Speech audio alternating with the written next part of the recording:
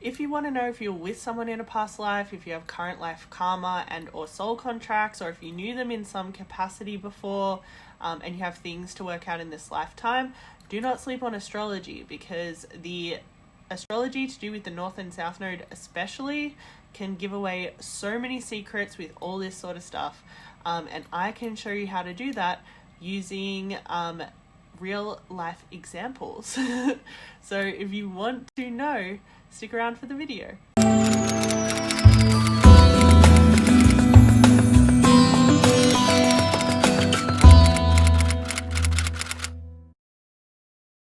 Hi Wildings, welcome back to the Wilding Astro Tarot YouTube channel for some more astrology content. My name is Jade Rewilding, and I am very excited to share with you some of the things that I've learned about astrology, soul contracts, past lives, and any karma that is currently being worked out or cleared, or anything like that. So we're going to do this in two parts. First, I'm just going to refresh any relevant kind of things that you need to know about briefly to get into today's video, and then I'm going to give you some real examples, so apply the astrology in a way that hopefully makes sense and can show you how to do it with your own chart, with your own Synastry wheel, with someone that you're maybe curious about. Let's get into the video. We'll start with a bit of a refresh. The South Node is most connected to our past life, especially any life debt or karma that we've accumulated from past lives. It can indicate things that we need to learn, that we struggle with, but also things that we've mastered.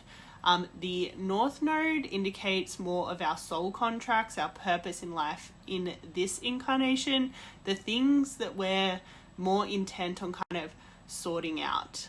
The houses can also reveal a lot about our past lives, particularly the 12th house, because it rules everything hidden, and our past lives are hidden from us on Earth School. We're infinite beings having a temporary human experience here and not remembering any of those past experiences. So all of that past is 12th house energy.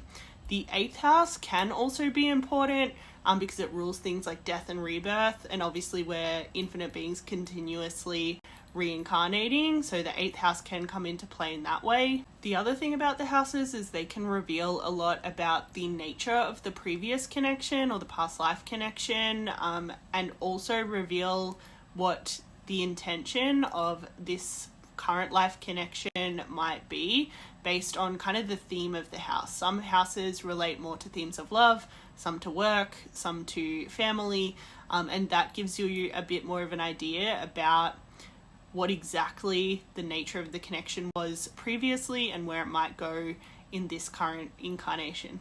Some signs are more important than others when it comes to past life energies. Obviously Pisces, because it rules the 12th house, Scorpio because it rules the 8th house, are more relevant than others.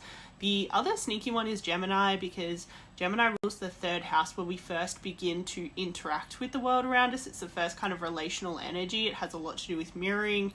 Rules the Lovers card in the tarot, that has a lot to do with learning through relationship, through mirroring, and through kind of seeing the world through the eyes of another. The Aries, Libra, and Capricorn, Cancer axes can also be important when it comes to past lives, because they're also relationship energies. The Aries, Libra axes deals more with relationship energies, and the Cancer, Capricorn axes deals more with polarity between masculine and feminine energies. The aspects that are made to your North and South Node can give you more nuanced and detailed information about either the nature of the previous connection or the intention and soul contracts of the future of this connection. Conjunctions are the most powerful but also the most intense. They embody both positive and challenging qualities to the past or to the lessons. Sextiles and trines are usually more positive, usually more expansive, whether they're referring to the past of the connection or the opportunity for growth and experience in this life. And then oppositions and squares are usually most challenging. This is much more of a either tough love or growing from challenge kind of energy, or previous challenges that were not overcome in a past life.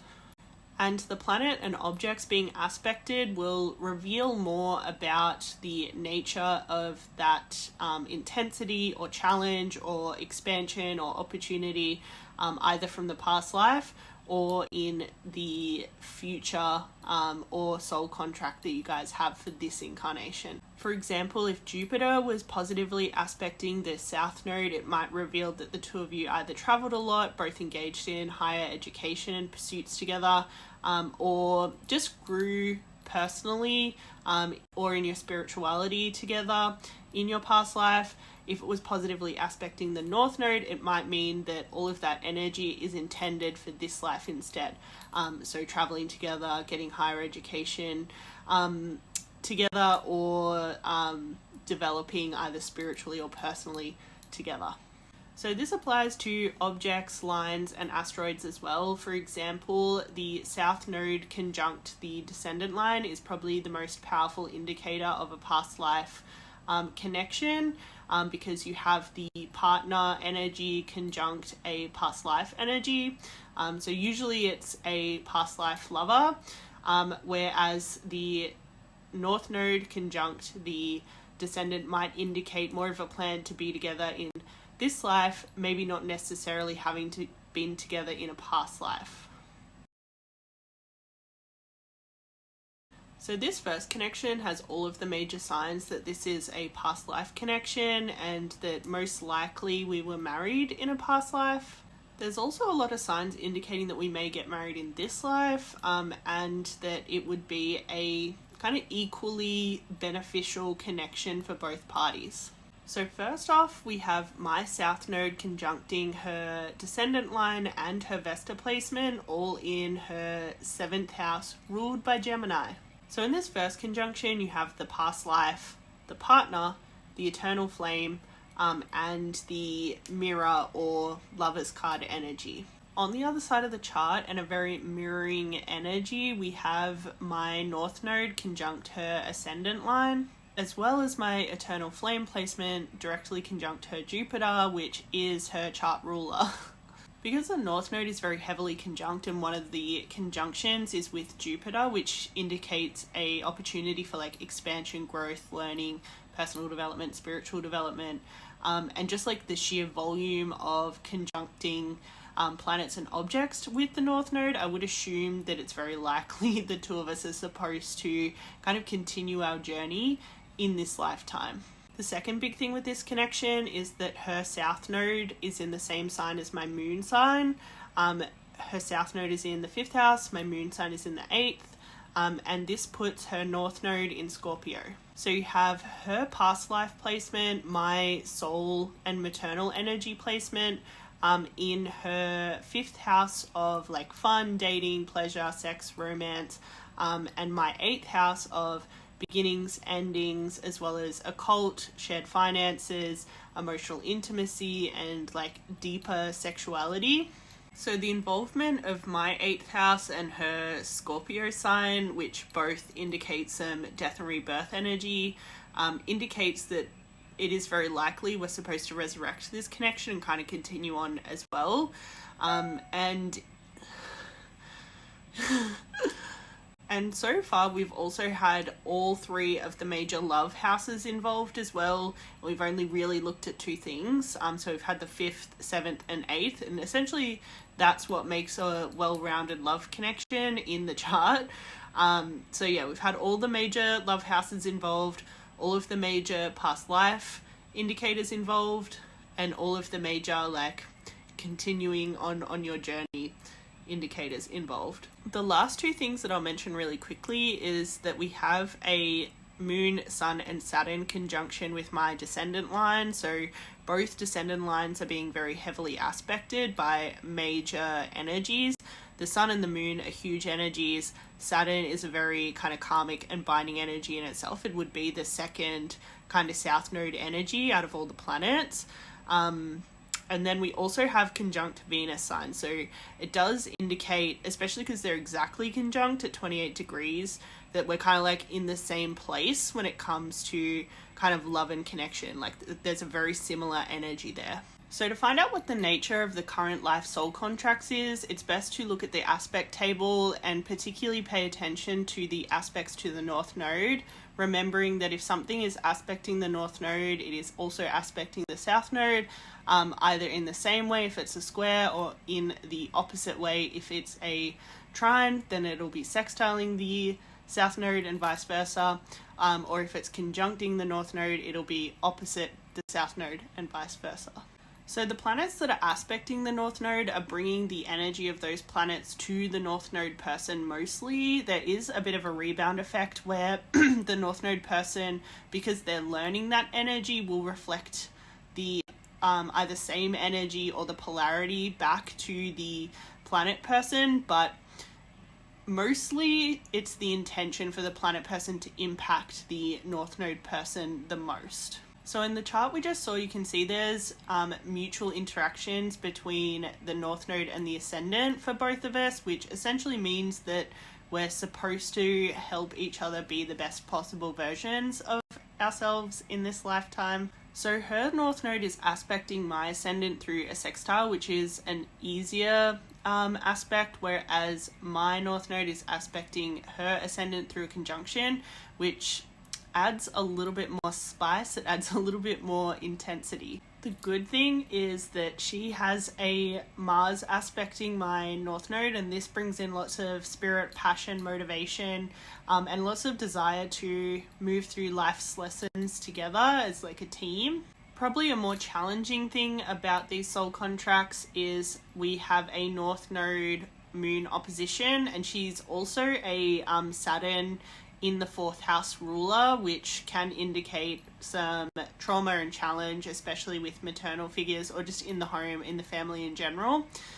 So it's very likely with all that going on that we have some sort of contract to clear some of that family karma, but probably from more of a place of challenging. I may, for her, mimic some of those maternal woundings, especially to do with either enabling, possessiveness or protectiveness, or any of those more maternal energies are much more likely to play out in more of a challenging way, based on it being a opposition and conjunction. So with this connection, there's a lot more North Node aspects, and there's just a lot more energies going on with the North Node in general, indicating a lot more emphasis on certain soul contracts that need to be played out. There's less going on with the South Node, and there's probably a little bit less clarity with the South Node to say for sure what the nature of the past of this connection might be. This connection has a lot of twin flame qualities, and I spoke about this connection in my previous video and illustrated what some of those qualities are. One of the biggest signs of twin flames is sharing a moon sign, given that the moon represents the soul. In this chart, we also have a North Node conjunction with the conjunct moon signs. So it does indicate some sort of intention to have that kind of twin flame-like experience in this incarnation, especially because my South Node is in her 12th house Gemini as well, and Gemini is a big mirroring energy, and the 12th house stores all hidden realities, including past life connections. What's interesting about this connection, and one of the reasons why it's maybe not super clear what the past of this connection is that we have a lot of 4th house and 10th house axes activation. The 4th and 10th house axes rules the energies between the 4th house of family and home and the 10th house of career and public image. The 4th house of the home is also associated with maternal energies, and the 10th house is also associated with paternal energies. Based on that, it seems like we had family ties of some kind, but there's not really any energies indicating any kind of like romantic relationship, or at least not a like long-term committed relationship between us. But we do have the 2nd and 8th house involved. The 2nd house has a lot to do with receiving energies around money and kind of like early career energies. The 8th house has more to do with shared finances and assets, as well as the 6th house of the everyday. So it does seem like we were interacting with each other every day, and there was some sort of financial situation between us as well. where there was either shared finances or like a provider kind of energy. So that more so points to probably having like a bit of a baby mama, baby daddy situation going on, or potentially a dad-daughter dynamic. That one's less likely, but it's definitely still possible. For the current life soul contracts in this connection, you can see that this connection is much less balanced in terms of giving and receiving from each other than the last connection that I showed you. In this connection, you can see that I'm supposed to help this person a lot with their life purpose and their personal development, and they're not supposed to help me as much. The main things that this connection was supposed to bring me was activating my like Mars energy, like passion, excitement, motivation, being willing to do the work, and then also my MC, so like my career, my public image, which definitely did create a change in that and made me pursue more creative things. My moon being conjunct her north node means that I'm supposed to support and nurture her. I've also got easy aspects with Uranus and Neptune, and both of those energies are really awakening energies, awakening spirituality, awakening like understanding, like going after what you want, being brave to try new things, as well as like sensitivity to emotion. The more challenging aspect that I'm bringing is my Saturn being square to her north node, so this will really mature her and show her where her struggles are at the same time, because you've got squares with both the north and south node, so it's probably definitely the most challenging thing I brought her is that Saturn square, but it's a big kind of learn your lessons and then level up energy. So those are all the examples that I have for you to kind of get the gist of what we're talking about with North and South Node, past lives, soul contracts. I hope it helped. I hope seeing it applied especially helped. I find it so helpful. And thank you so much for making it all the way through. I really appreciate it. Thank you so much for supporting me on Wilding Astro Tarot, especially by liking, commenting, and subscribing, because I would really appreciate that. And until I see you again, ciao.